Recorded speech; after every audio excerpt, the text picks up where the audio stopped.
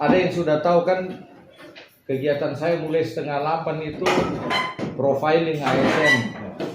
Datang di sini sudah rapat dengan berbagai panitia, lalu juga rapat dengan Pak Dandim tentang koperasi, lalu rapat dengan kepala-kepala Lembang, lalu tadi dengan mahasiswa, lalu sekarang sudah berapa jam dengan tim anggaran pemerintah daerah.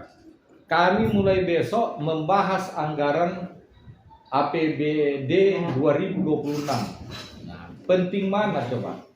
Nah, yang tadi saya tidak menemui karena syarat saya pertama, kalau teman-teman ingat bahwa sudah ada kesepakatan ya. Di Tongkonan Lino itu ada 3 keluarga di situ ya. Ada Nek Anis, ada Nek Baba, ada Nek siapa? Yang neneknya Jisan siapa? Nek Tallo. Nah, jadi bayangkan supaya teman-teman tahu, ini dalam keluarga di Tongkonan Lino saja ada perbedaan pendapat, ada yang menyetujui, ada yang tidak. Nah, supaya teman-teman tahu, nama lapangan itu kan Rantai Rada.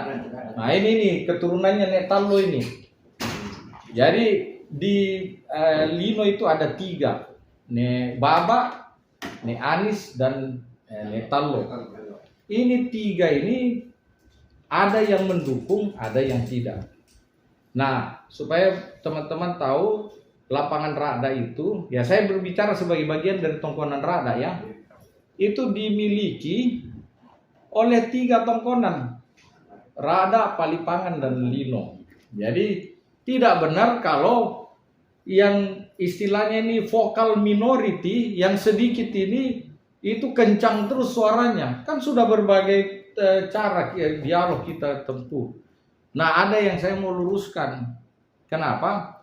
Karena ada yang memfitnah, ada yang menyebar berita hoax bahwa tanah itu berubah status, tanah itu dihibahkan.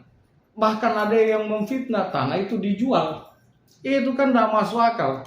Teman-teman lihat, ini berita acara yang ditandatangani, disaksikan oleh Forkopimda, kesepakatan keluarga. Siapa yang bertanda tangan? Saya selaku bupati, ada ibu ketua DPRD, ada Dandim diwakili dan Ramil, ada Pak Kajari, ada Pak Kapolres. Coba, ini semua kita tidak main-main, tidak mungkin. Di situ jelas kita pemerintah ya, mekanismenya seperti ini. Pemerintah provinsi memberikan hibah, bantuan keuangan. Kita pakai untuk apa? Kita pakai untuk bangun jembatan, kita pakai untuk perangian, kita pakai untuk UMKM 500 juta, kita pakai untuk membangun lapangan di Rada, itu 4 miliar.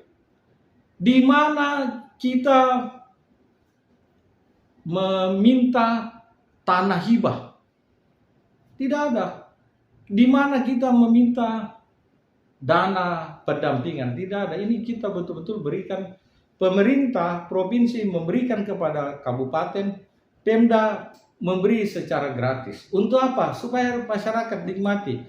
Sudah lihat enggak videonya itu, yang nikmati selama ini hanya kerbau dan anjing. Nah, sekarang keluarga mau nikmati, keturunan kami mau nikmati, juga masyarakat mau nikmati tanpa ini ada perubahan status tanah, ya kan? Ngomong masalah adat, tanah ulayat dan lain-lain. Tanah ulayat itu bagian dari tanah adat. Sekarang ada enggak perda hak ulayat sekarang? Belum ada. Berbicara dengan yang sekarang baru ada itu pengakuan dan perlindungan hak masyarakat adat. Nah, itu sudah ada.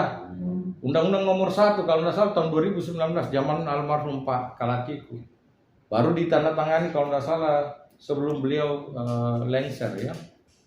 Selebihnya wilayah 12 wilayah adat perbuknya belum jadi, belum jalan, saya belum tanda tangan, ya kan, masih mandek di DPML.